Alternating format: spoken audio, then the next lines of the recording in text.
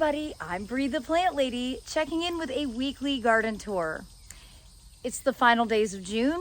It's extremely hot, and I have some big plans to hang out in the feed tank today, cool off in between gardening tasks. Let me show you what's growing on in the garden. Well, starting right here at the feed tank bed, you can see sunflower about to open. The Asclepias is all going to seed, and I do generally cut these seed heads off because they make a mess being water adjacent. I do treat the feed tank just like a pool. There is a filter, a pump, it's chlorinated, and I vacuum it regularly. It is the ideal place to cool off on a hot summer's day. It's really easy to maintain, and actually installed it was under $500. So if you're thinking about getting a swimming pool but don't want to spend a huge amount of money, check out Tractor Supply. Now, I was in the pool. What I love about being in it is that you're face to the plants, and you can see that's a peanut. That's actually growing from last year. All of the parsley is in flower, and it has just been like really active with all sorts of pollinators this morning. I'm kind of surprised that I don't see more swallowtail caterpillars, but I have faith that they are out here somewhere. But you can see there's all kinds of different insects visiting the parsley. If I can get it to focus. Definitely a plant worth growing. That was planted last October, started that seed in August. And, here we are, the end of June, and the parsley is still going strong. These foundation foodscapes are doing well. I think I need to add some fertilizer because things just don't quite look as green as they should. So that's on my to-do list today. Eggplants and peppers. The zucchini are starting to germinate. And last night, I actually did add a border of onion starts. It's not exactly the right season, but I had them, so I figured I would plant them. I think the most amazing thing are these Eschscholzia, the California poppies. They just keep on blooming. They are so extraordinary. So the beds are changing significantly with the influence of, or the addition of the Eschscholzia, and I just have to say I love it. This bed is growing really well. You can see these zucchinis have gotten significantly larger. This was planted a week before the last bed, and the sour gherkin are really starting to take over the trellis. No huge fruits yet, but they are coming. See, there's a tiny baby. Of course, slowly training the sweet potatoes grow up if I can just keep them sprayed, prevent the deer from eating them. And everything in the tower garden is growing really, really well. Unfortunately, the lettuce did not work. It's just too hot for lettuce. So I went ahead and sowed some cucumber seeds about 48 hours ago. And look at that. They're already germinating. One of the bigger accomplishments of the week, and granted I was away in the mountains doing programs for several days, but we got all the garlic cleaned up, so I can officially start running hoses in this section of the garden again. Honestly, y'all, we have not had a drop of rain in I think close to 3 weeks. It is so incredibly dry.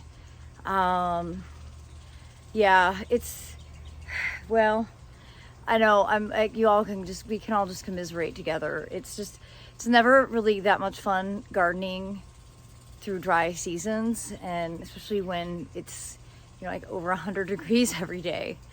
But I know that's summer reality. Nevertheless, I am going to be able to run some sprinklers here in the back porch. I wasn't running sprinklers because I didn't want the garlic to get wet. So good to have that task off the to-do list. Number 1 on the to-do list is to clean up back here. I've gotten started.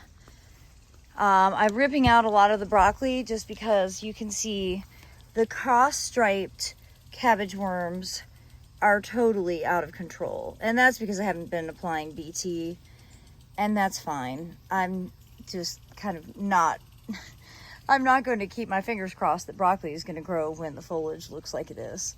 So, still have some seeds to harvest and potatoes to harvest in these bags.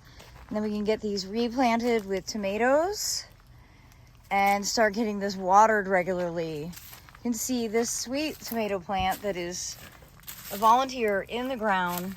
It is so dry. It's so sad. I will water it.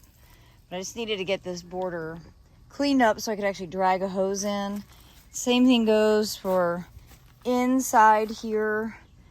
I have some terrible weed infestations. This is mostly nutsedge. You can see growing in there. So this is going to take some weeding, but it's just too hot right now. I'm going to wait until it gets cooler in the evening. I am thrilled to show you the figs that are forming.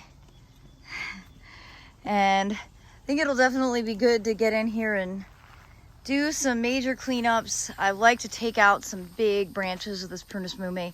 Obviously, all those water sprouts need to come out.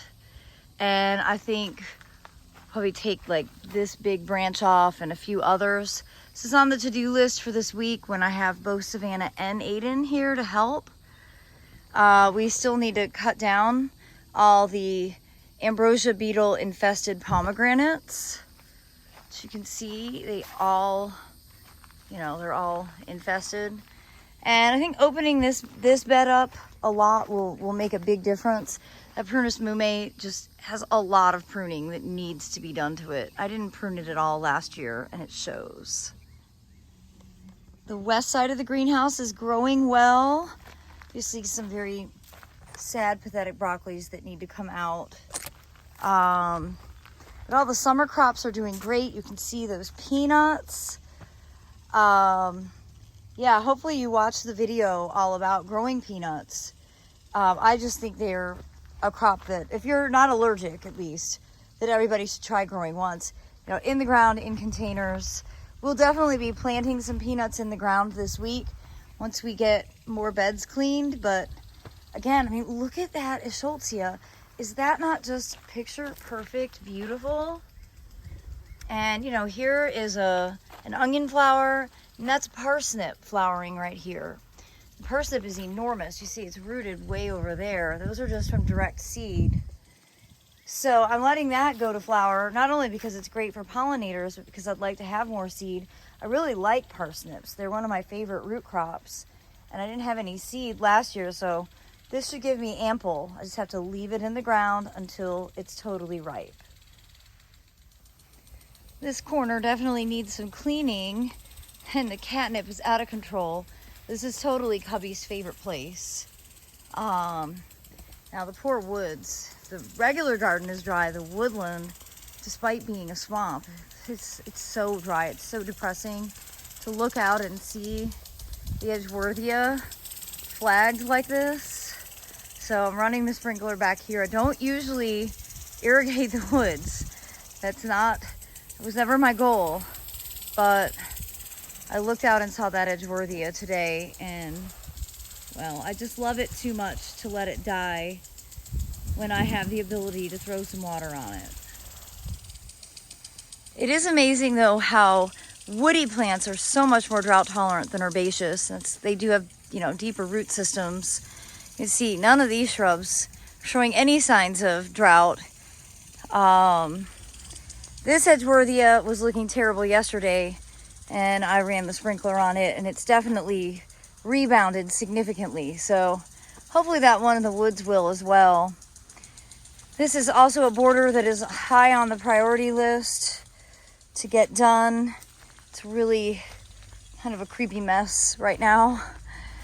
Savannah's been busy collecting seeds and pulling stuff out, but we have some big tree removal and major cutbacks to do in this border, including trimming back this beautiful but really stupidly placed climbing rose that is now blocking the pathway.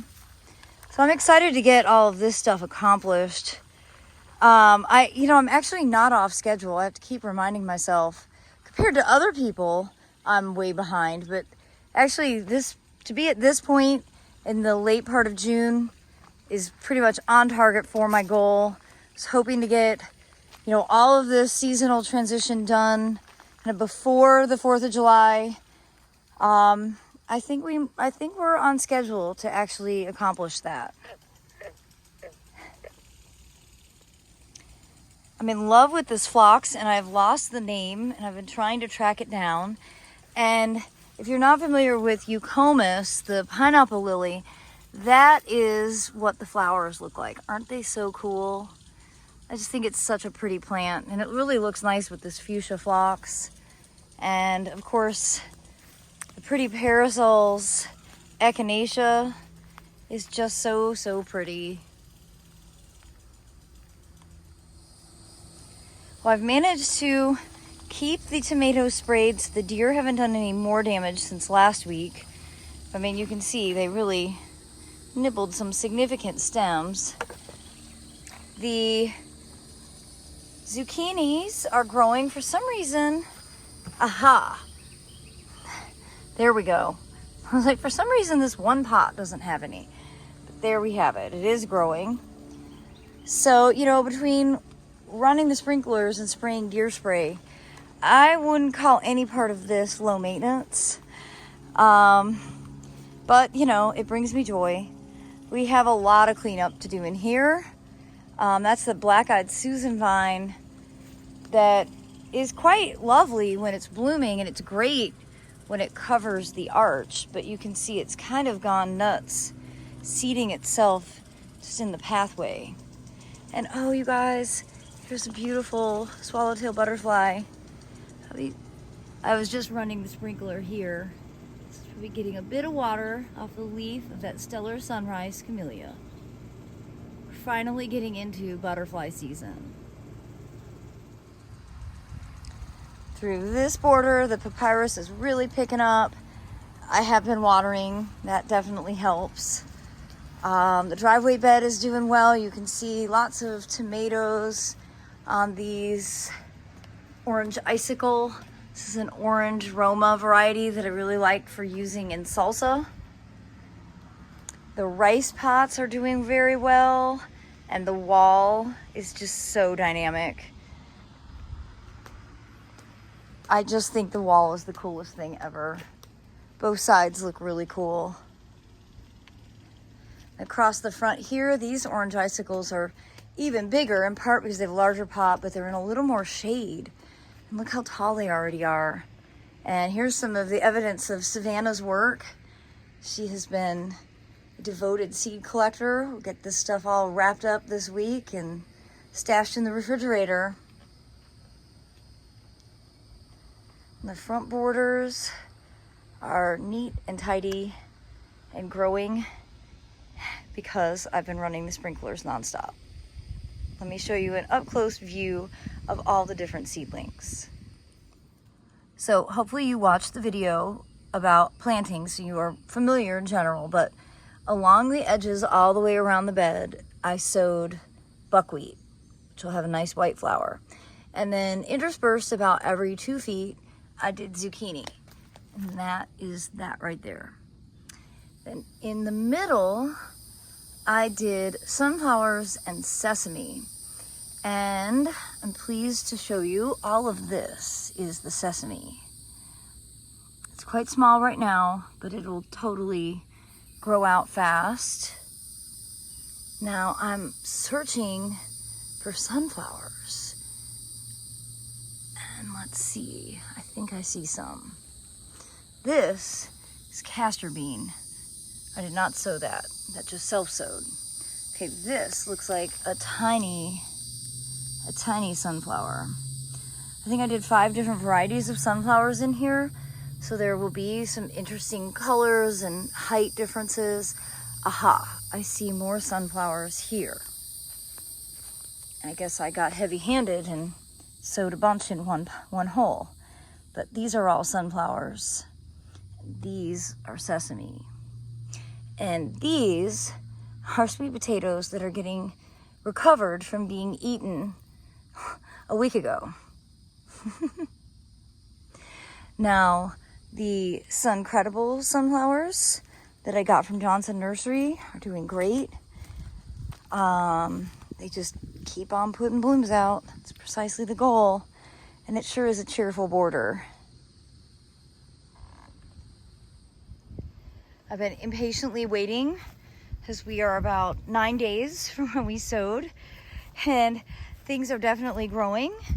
So those are zinnias, and I was really pleased last night to see the first Seminole pumpkin. That is right there. And Facebook reminded me of some awesome memories of what this looked like 11 years ago when it was actually just built. Originally, I planted these as individual trees, and it became impossible to keep the grass from invading the tree roots. So it's when we decided to make it one big bed with the trees just on the edge so that I would have more planting space. It's pretty amazing to see the difference in 11 years.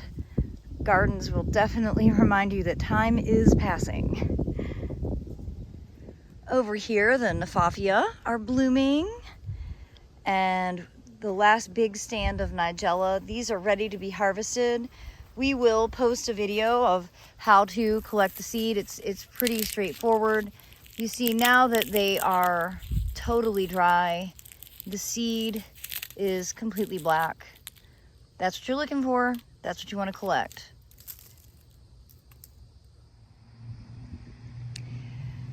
No progress.